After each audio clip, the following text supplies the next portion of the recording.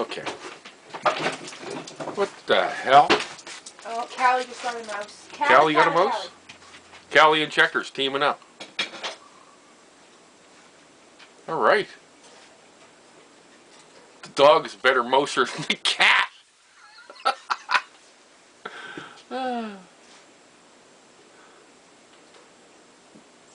Is it dead? Yep. Well, I guess Mort's going to have mouse for supper.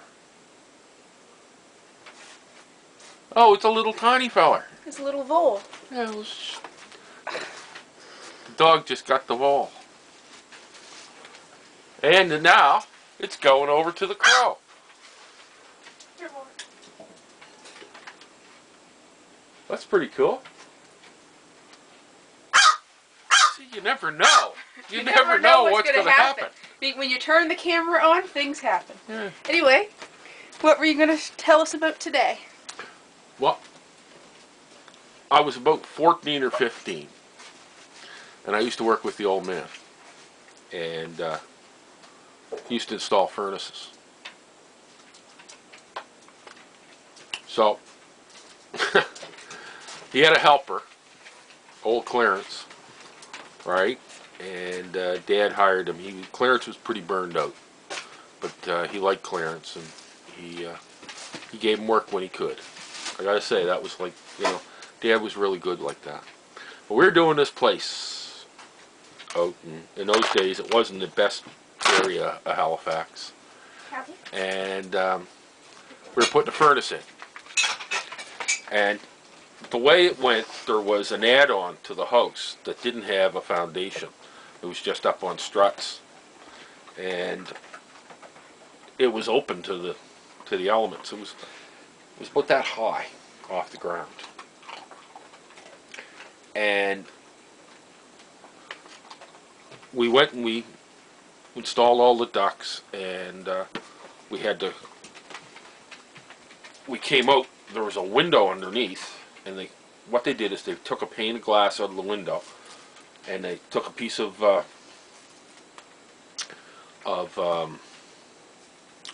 plywood, cut a hole in it, and you run your pipe out to the boot where well, we were installing furnaces. I don't know if I said that, but where you had the boot and where the register goes in, right, and you have your pipe going in to the ductwork, right. So anyway, what happens is that we were coming out through and going up there. So I had to go underneath to put this up. So we get out there. Dad says, okay, Nuke, you and Clarence better get on your backs and crawl under there and put that up. We said, yeah, okay, no problem. And the guy who owned the house was there, and he goes, you're not going under there. There's rats under there. I look at Clarence. Clarence looks at me. We both look at the old man, right? So the old man's got to save this, right? Because otherwise he's got to go under there. So he looks at me and he goes, right disgusted. He goes, I can't believe a son of mine is afraid of a little mouse. And he held his fingers up about like that. Afraid of a little mouse. And you, Clarence, a full-grown man in front of this boy, afraid of a little mouse.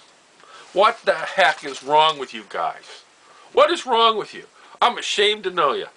So we're standing there, and like a couple of morons on our backs crawl under. We get halfway in, rats start running over top of us. Right? I'm banging to get out, Clarence is banging to get out, right? And they look like this big. When they're running across your face, they're like this. And we're banging and smashing our heads, going. We get out there, and I'm like, like a babbling idiot. Poor Clarence is looking for his bottle, right? And the old man goes, thanks, boys, for clearing the rats out for me. And he gets down and he crawls under there and he hooks it up. He sent us under there to scare the rats out. Right? Now, I love my old man, but I could have killed him that day. Right? I could have killed him that day. But that's the way he was. He was a master manipulator. Weasel. right? He can push my buttons. Can't believe any son of mine, I think it was, I can't believe any son of mine is afraid of a little mouse. Well, that was a little mouse. That was a little mouse. They seemed like this. Chances are they were just your garden variety rat, right? There's your normal Norwegian. Yeah. Well, it was that place we did. It had been a Chinese laundry. Oh, man. And they used to have to pay, like when they burned coal, you used to have to pay to get your ashes taken away, your coal cinders taken away. And he just filled his basement.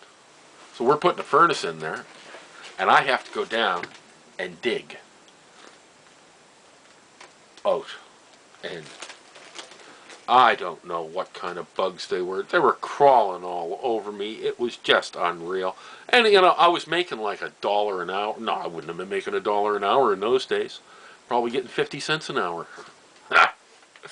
And I was down there with this great big tall French guy. And he kept hitting his back on the thing. And he flipped out. And he took this piece of 5-inch pipe.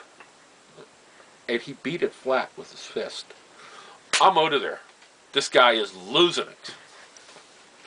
And the old man goes, "Yeah, that pipe's costing money." He goes, "I don't give a damn, Beaumont. Come down here. I'll beat you with a hammer." He was just losing it.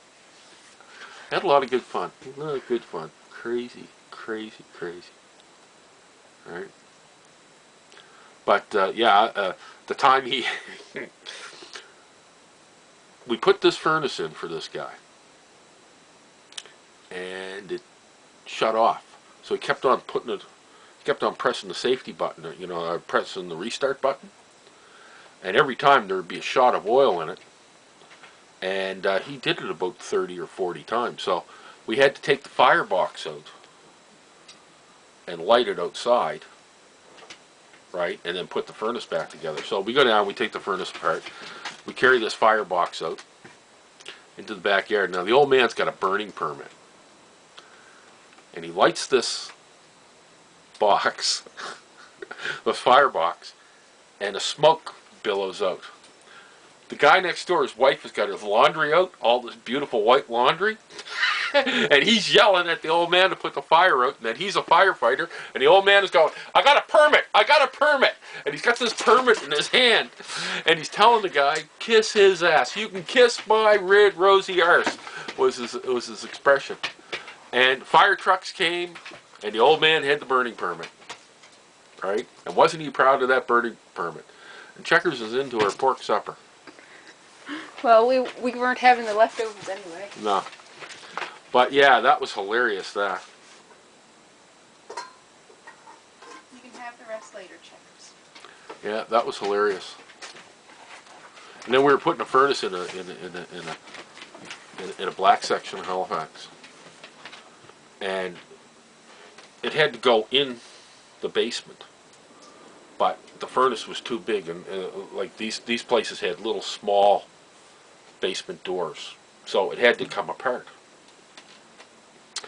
So we dumped the furnace out onto the sidewalk, and I was about 11 years old, maybe 12.